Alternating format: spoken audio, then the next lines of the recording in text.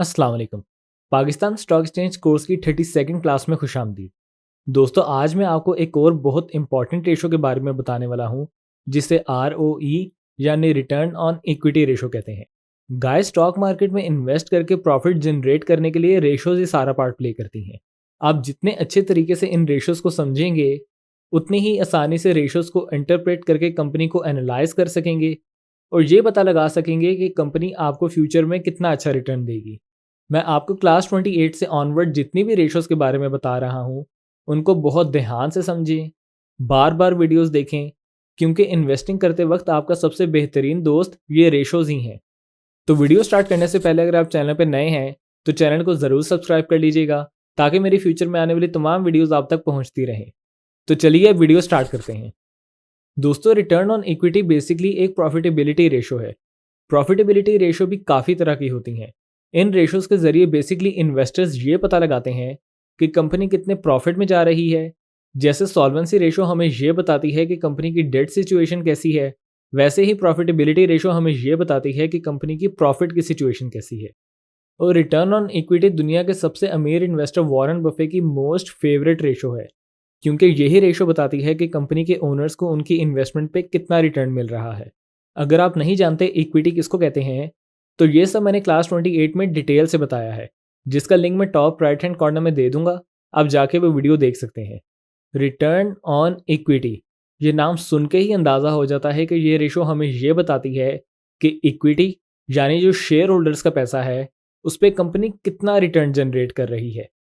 यानी इस रेशो से शेयर होल्डर्स ये पता लगाते हैं कि उन्होंने जो कंपनी में पैसा इन्वेस्ट किया हुआ है, उस पर उनको कितना परसेंट रिटर्न मिल रहा है। ROE फाइंड आउट करने के लिए हम एक नंबर बैलेंस शीट से लेते हैं और एक नंबर इनकम स्टेटमेंट से। ROE का फॉर्मूला है net income divided by total share holders equity multiply by 100।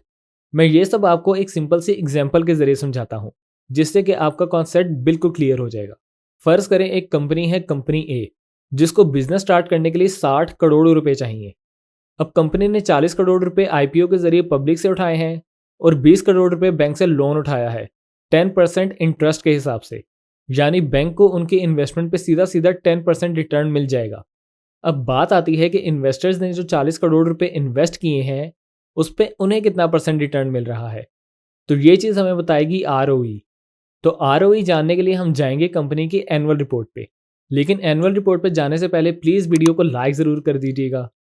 तो अब कंपनी की एनुअल रिपोर्ट में बैलेंस शीट पे शो हो रहा है कि कंपनी के टोटल 60 करोड़ के एसेट्स हैं, 20 करोड़ की लायबिलिटी है और एसेट्स में से लायबिलिटी माइनस की तो 40 करोड़ की इक्विटी है। तो इक्विटी का नंबर हम बैलेंस शीट से लेंगे 40 करोड़ और प्रॉफिट आफ्टर टैक्स जानने के लिए हम जाएंगे कंपनी की इनकम स्टेटमेंट पे। तो इनकम स्टेटमेंट हमें बता रही है कि कंपनी ने टोटल 20 करोड़ रुपए की सेल्स की हैं और सारे खर्चे निकाल के इंटरेस्ट पे करके टैक्सेस वगैरह सब कुछ दे दिला के कंपनी के पास 8 करोड़ रुपए बचे हैं, जो कंपनी का पैट यानी प्रॉफिट आफ्टर टैक्स है। यानी ये वो पैसे हैं जो शेयर होल्डर्स के हैं। यानी 20 करोड़ में से इंटरेस्ट के पैसे बैंक के थे, टैक्स के पैसे गवर्नमेंट के थे और पैट के पैसे शेयर होल्डर्स के हैं। मतलब 40 करोड़ इक्विटी पे इन्वेस्टर ने इस साल 8 करोड़ रुपए का रिटर्न कमाया है। तो ये कितने परसेंट रिटर्न बनता है, ये जानने के लिए हम नेट इनकम को इक्विटी से डिवाइड करके 100 से मल्टीप्लाई कर देंगे। तो जवाब आएगा 20। यानी शेयर होल्डर्स ने अपनी इन्वेस्टमेंट पे 20% रिटर्न कमाया है। और कॉमन सेंस की बात है कि रिटर्न ऑन इक्विटी जितना ज़्यादा हो, कंपनी को उतना अच्छा कंसिडर किया जाएगा। लेकिन ये भी बिल्कुल दुरुस्त नहीं है। फ़र्ज़ करें एक और कंपनी है, कंपनी बी, जो इसी इंडस्ट्री में ऑपरेट करती है, जिसकी सारी सिचुएशन कंपनी ए वाली है।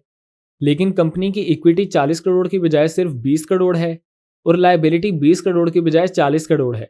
तो इस कंपनी की ROE निकलेगी 8 crore divided by 20 crore multiply by 100 is equal to 40%। यानी कंपनी भी शेयर होल्डर्स को 40% का रिटर्न दे रही है और कंपनी ए सिर्फ 20% का।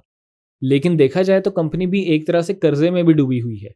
इसलिए सिर्फ किसी एक पैरामीटर को देख के इन्वेस्टिंग नहीं करनी चाहिए, बल्कि सारे डॉट्स को आपस में कनेक्ट करना चाहिए और फिर देखना चाहिए कि इस कंपनी में पैसा लगाना एक साउंड इन्वेस्टमेंट है या नहीं।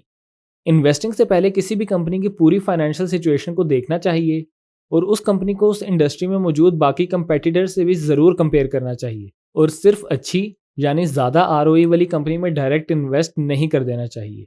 तो कुल मिला के बात ये है कि यही है। नहीं, सिर्फ ये नहीं है।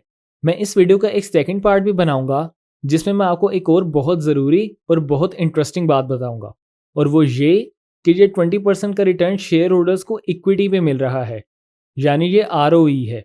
जितने पैसों में आपने मार्केट से शेयर खरीदा है उस पे नहीं। तो नेक्स्ट वीडियो इसी टॉपिक पे होगी, इसलिए चैनल को सब्सक्राइब करके बेल आइकन पे क्लिक करके ऑल को ज़रूर प्रेस कर लीजिएगा ताकि मेरी फ्यूचर में आने वाली तमाम वीडियोस को नोटिफिकेशन आपको मिलते रहें। अपना रखिएगा बहुत सारा ख्याल। अगली वीडियो तक के लिए मुझे दीजिए इजाज़त। अल्लाह हाफिज़।